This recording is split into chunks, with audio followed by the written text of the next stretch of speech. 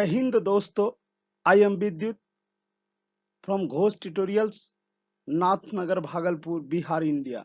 Welcome to Ghosh tutorials. Ghosh tutorials army GD clerk के इस नए यूट्यूब चैनल पर आप सबों का बहुत बहुत स्वागत और अभिनंदन।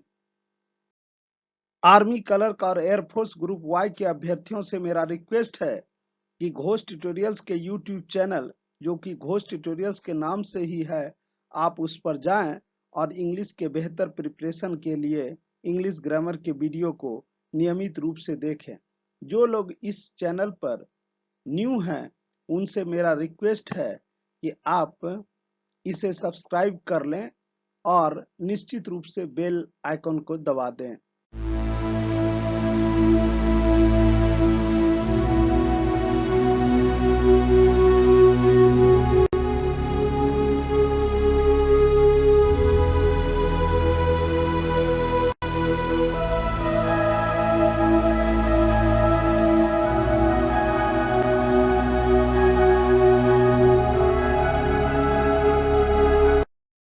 फतेहपुर सीकरी बनाया था शाहजहां, अकबर, हुमायूं, जहांगीर ने।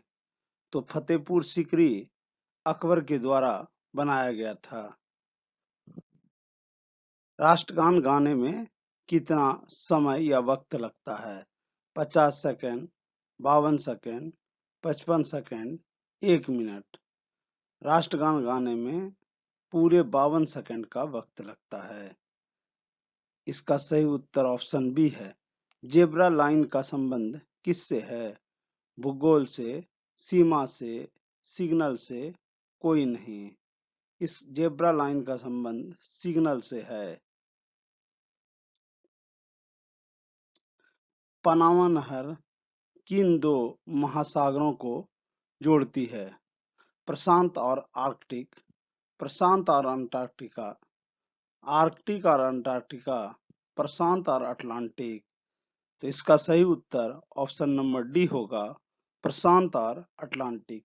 पनामा नहर प्रशांत और अटलांटिक दो महासागरों को आपस में जोड़ती है।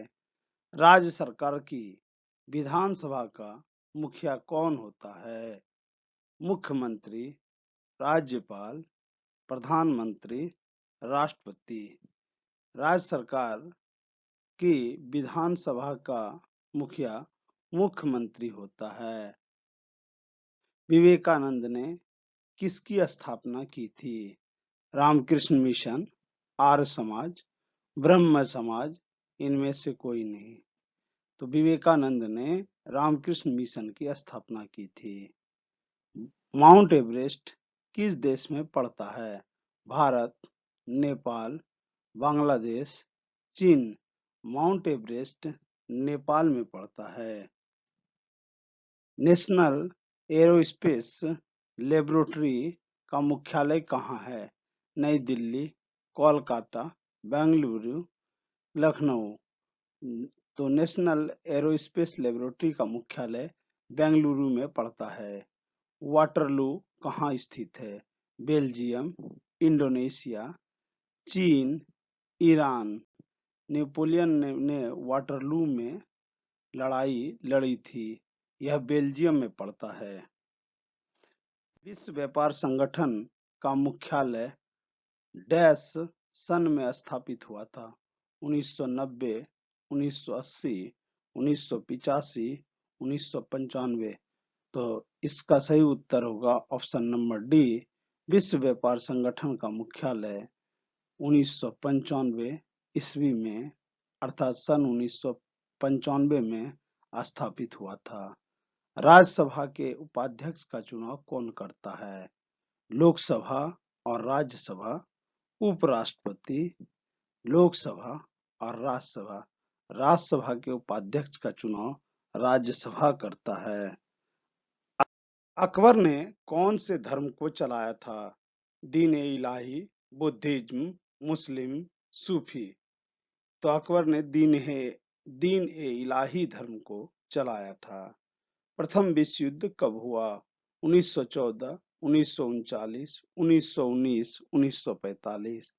जैसा कि आपको ज्ञात है, प्रथम विश्व युद्ध 1914 में प्रारंभ हुआ था और 1918 में समाप्त हुआ था और द्वितीय विश्व युद्ध 1939 में प्रारंभ हुआ था और 1945 में समाप्त हुआ था। तेलंगाना भारत का राज्य कब बना? 2 जून 2014, 4 जून 2014, 2 जून 2016, 2 जून 2013। तेलंगाना भारत का राज्य 2 जून 2014 को बना। मानस अभयारण्य कहाँ पर स्थित है? असम, केरल, मध्य प्रदेश, झारखंड। जैसा कि आप लोग जानते हैं कि मानस अभयारण्य असम में है और आपको यह भी ज्ञात होगा कि जिस प्रकार कलकत्ता का नाम बदल करके कोलकाता और उड़ीसा का नाम बदल करके ओडिशा हो गया, उसी तरह असम का नाम बदलकर असम हो गया है। हृदय में रक्त के पंपिंग की खोज किसने की थी? विलियम हार्वे, मॉर्गन, मोजले, इनमें से कोई नहीं। इसका सही आंसर विलियम हार्वे है। हृदय में रक्त के पंपिंग की खोज विलियम हार्वे ने की थी। रक्त प्रोटीन में पाया जाने वाला एक प्रोटीन है। रक्त प्रोटीन में पाया जाने वाला प्रोटीन है एल्बुमिन, ग्लोबुलिन, फाइब्रिनोजेन, कोई नहीं। तो इसका सही उत्तर होगा एल्ब्यूमिन। रक्त प्रोटीन में पाया जाने वाला प्रोटीन है। 1 नैनोमीटर में होते हैं 10⁻⁻⁶ मीटर, 10⁻⁹ मीटर, 10⁻⁻10 मीटर, 10⁻12 मीटर। तो 1 नैनोमीटर में 10⁻⁹ मीटर होते हैं। अमीबा है यूनिसेलुलर एक कोशिकीय, मल्टीसेलुलर बहुकोशिकीय, दोनों, इनमें से कोई नहीं। तो अमीबा एक कोशिकीय जीव है, यानी इसका सही उत्तर यूनिसेलुलर होगा। टीवी रिमोट में कौन सी तरंगे होती है? इंफ्रारेड रे, एक्स रे, अल्ट्रावायलेट रे, ये सभी। टीवी के रिमोट में इंफ्रारेड रे होती है। निम्न में से कौन से कणों में की ऊर्जा न्यूनतम होती है?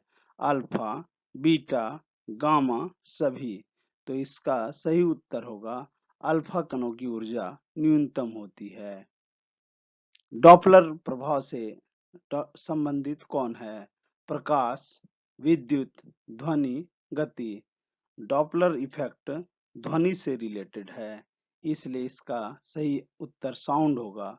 एक एमयू एटॉमिक मास यूनिट में कितने किग्रा यानी किलोग्राम होते हैं?